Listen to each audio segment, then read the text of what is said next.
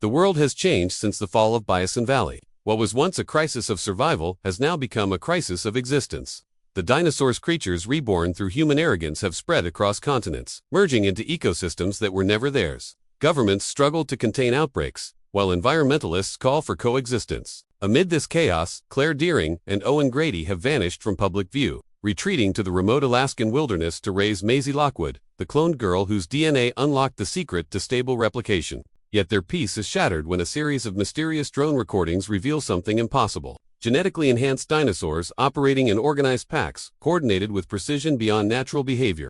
These aren't random survivors. They're a new species engineered with intelligence, communication, and purpose. Someone, somewhere, is rebuilding the age of dinosaurs with a plan far more dangerous than any park before. Dr. Ellie Sattler receives a cryptic message from an anonymous source of DNA. Helix image, coded with the phrase reclamation.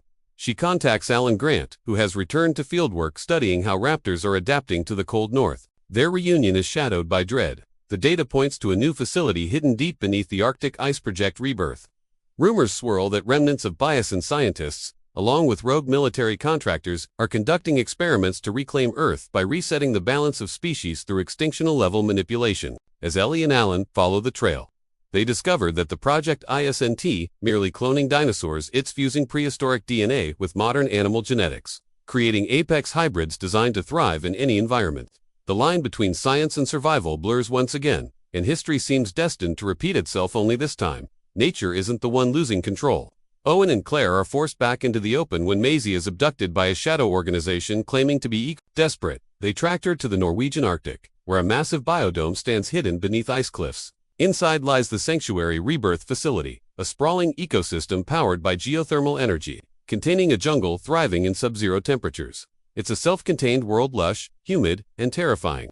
Here, the new generation of dinosaurs flourishes, raptors with polar camouflage, herbivores capable of producing heat through metabolism, and a terrifying alpha predator known only as Cryorex, a hybrid evolved to hunt in the cold. When Owen encounters one face-to-face, he realizes that this species wasn't bred for attraction or tourism, it was bred for dominance. Maisie awakens inside the sanctuary, finding herself under the care of Dr. Emmerich Voss, a former bison geneticist turned radical eco-philosopher. Voss tells her she is the key to evolution, the only living being whose DNA can harmonize ancient genomes without mutation. His belief, humanity must yield the planet back to its primal rulers. He plans to release a bioengineered virus across the globe that would sterilize human cells while preserving the hybrid dinosaurs.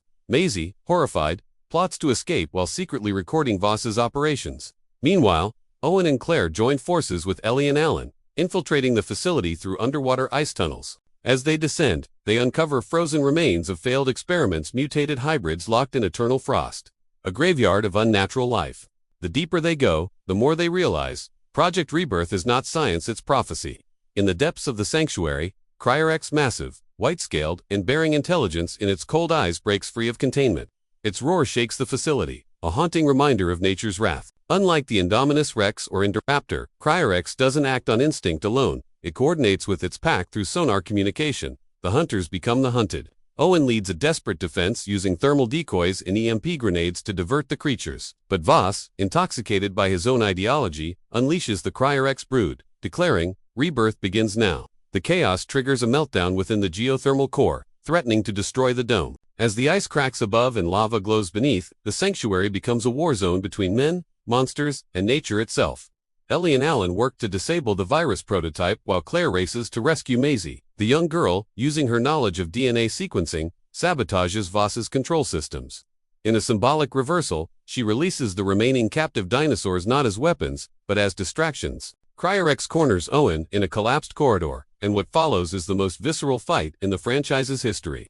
Using his Raptor command skills, Owen exploits the beast's sonar language, creating a brief confusion window. Just as Cryorex lunges, a collapsing ice shelf impales the creature. The visual, a dying apex predator against the red glow of geothermal fire marks the emotional core of Rebirth. Evolution has no favorites, only survivors. The facility collapses into chaos. Lava ruptures the ice, releasing both prehistoric and hybrid species into the Arctic wild. Voss refuses evacuation, whispering humanity was the mistake. His last act is recording a message to the world, warning of what comes next. The survivors escape by submarine as explosions ripple through the dome. Above, northern lights shimmer across the sky as new life stirs beneath the snow. The world has once again changed and, this time, there's no going back. Months later, global satellites detect lifeforms migrating across frozen seas, herbivores, raptors, and smaller predators moving toward northern territories. Ecosystems shift as hybrids begin to dominate colder climates, proving that the age of dinosaurs is not over, it's evolving. Governments initiate Project Barrier, a desperate containment plan. Meanwhile, Maisie grapples with guilt, fearing her DNA has doomed humanity. Claire comforts her, saying, "You didn't start this year, the reason we might survive it." In the shadows, unknown organizations begin hunting hybrid eggs, setting the stage for a new kind of arms race. Alan Grant writes a paper titled Rebirth of Evolution, arguing that the Earth is entering a new epoch, the Neo-Jurassic Age. Dinosaurs now exist not as clones, but as naturally reproducing species in balance with modern ecology. Owen and Claire settle in Canada, where herds of Triceratops roam frozen valleys. For a moment, peace returns. Yet a haunting transmission emerges from a deep-sea mining base in the North Atlantic. Unidentified, life readings beneath the ice shelf, moving in coordinated formation. The camera pans to reveal an enormous shadow gliding under the sea. Isomarine, predator, long thought extinct. Mosasaurus prime. The film ends with silence. Waves crash against icebergs as the Mosasaurus breaches through fog, roaring beneath the aurora. Humanity watches helplessly from satellites as nature rewrites the food chain. The final scene cuts to a single dinosaur egg glowing faintly under frost, half reptile, half mammal, an unknown future. A whisper echoes from Maisie's final narration. Life never needed our permission to return. It just needed a chance. The screen fades to black with the title Jurassic World, Rebirth. A sequel seed appears post-credits, a satellite feed showing a jungle thawing beneath Antarctica, and a heartbeat within.